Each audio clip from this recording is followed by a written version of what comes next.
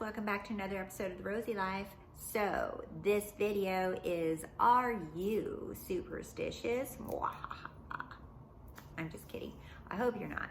But we're going to talk about superstition and how that affects your manifesting. But before we get started, if you haven't subscribed to my channel, please do so, and don't forget to hit the little yellow bell for notifications on when I have new uploads.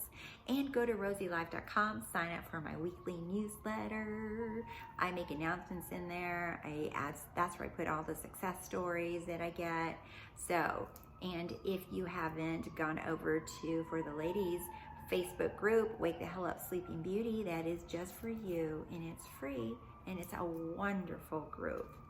All right, so let's talk about superstition, right? So the reason that I wanted to bring this up, because I get questions asked sometimes about karma, which is totally misinterpreted, I think. And I see comments about like not wanting to walk under a ladder, or only picking up pennies if they're on the head side, and if they're on tails, and people don't pick them up because they think that's bad luck, or they think it's good luck to leave them for the next person, right? There's all these superstitions, like about a black cat, or about, I don't know, all kinds of stuff. And superstitions are just made up stories. All of them. All those old wives' tales that your mom or your grandma or your aunt or some village person told you, right? All of those are stories that were handed down. And the funny thing is that people actually live through these superstitions, and they build their whole life based off of superstitions or stories that were handed down to them from other people. And I'm like, people live their entire lives doing this, and they don't create their fairy tale life. That's because that's what I love doing.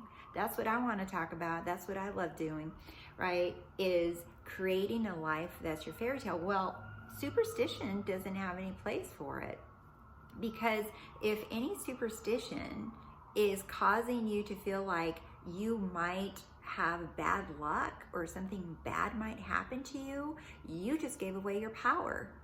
So you either believe that the power is coming from within you and it's projecting out, or you believe that something outside of you has power. Cannot be both. So, and I already know, with testing it for so long and seeing so many people test it, I know that everything's coming from within. It is getting pushed out. There is nothing and no one out there telling me that I can or can't, or that I'm going to have good luck or bad luck. No. It's only ever I and you that is always pushing and projecting out beliefs, stories, all of those things. So if you have any superstition, I strongly suggest that you question these superstitions and ask this question: what purpose does me holding on to this story, this superstition, what purpose does it serve me? How does it help me? How does it improve my life? What is it giving me?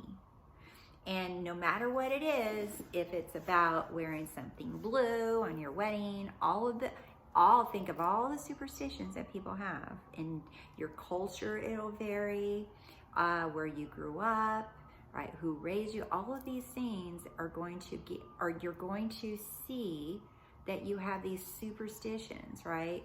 Somebody asked me a while ago about karma, and I did a video. But again, I think that the way Florence Scovel Shinn actually spoke about karma, and when I first read about it, I thought, well, that doesn't make any sense, that she thinks she's so powerful and that she's God, and then yet here she's believing in karma. But I was talking to a friend of mine, and we were talking about this book, several of Florence's books, and we were talking about how she wrote these books in the early 1900s, and that just the word karma right? On how much it has changed over the course of over 100 years, right? That what it meant then is not how it's meant now. Now people throw the word around and say, oh, you're going to have bad karma or good karma or whatever. And that, to me, how it all depends on your perception on how you view your intention behind the word, right? Even that's what Florence says. It's like your word is your wand, but she doesn't mean just you spitting out words. It's like, what's your intention behind saying something? And the intention is an imaginal act. So it's not your word, it's the intention. That's where the power is. It's in the imaginal act. Meaning what I believe or assume this word means, right? That's where the power is. So going back to karma though, it's like what people say and believe that karma means today, right, sounds very different than what even Florence Scovel Shinn wrote about karma, right? Because when I read her things, initially I was like, oh, karma, because I was viewing it as karma the way that people talk about it today, which is saying that the power is outside of you and something or someone has the ability to harm me or to, do something bad to me because I made a decision or whatever. And however, when I looked at karma, given her time frame in the early 1900s, I compared what she was saying to what Neville says. It's everyone is you pushed out. That's what she's saying in there. It's like everyone is you pushed out. Whatever you fling out and you intend and assume, right, you can't expect that to come back, which is why Neville Goddard talks about the golden rule. Only do what is lovingly for others, only think of things that are kind and good of others, because when you do that to someone, when you imagine something wonderful for someone and you stop seeing them as poor or sick or mean or bad, right, that you are actually giving that to yourself. That when you see someone as happy, as loving, as cute or kind or wealthy or all those things, that you're actually doing it for yourself. That's that boomerang effect that Florence spoke about. It's the same thing, right? It's like what you push out, you receive, because it's all you. You're pushing you out so to receive it. So if you have resentment or ill will, or you're angry, or you're pissed off at someone, or whoever it is, right? You might want to revise it, right? Because the chances are what you're pushing out is you're just giving it to yourself in some way, shape, or form.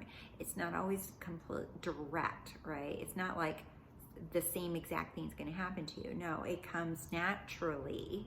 Like everything is manifested, everything's manifested naturally with us, right? So, and there's a little story in Florence Scovel Shinn's book. I believe it's either Your Word is Your Wand or another one. I think it's that one. But she talks about a woman who is superstitious about walking under ladders.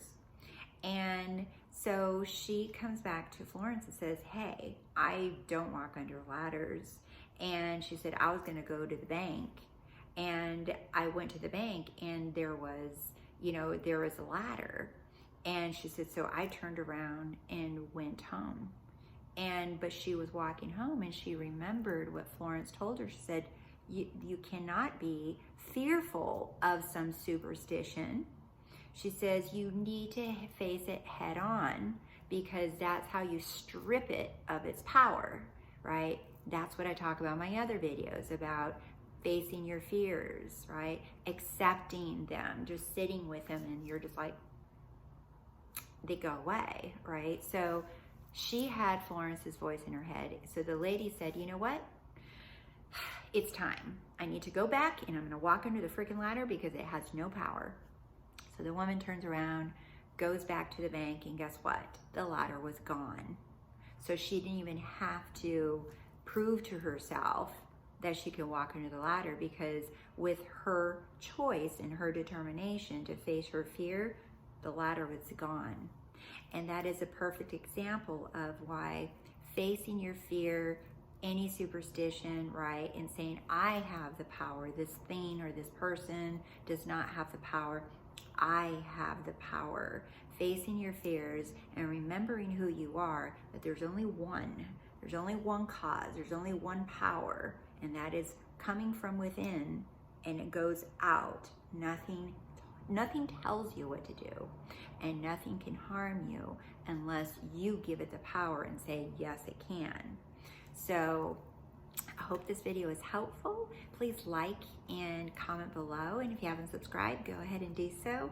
And thank you so much for your support. I love you. All right, bye.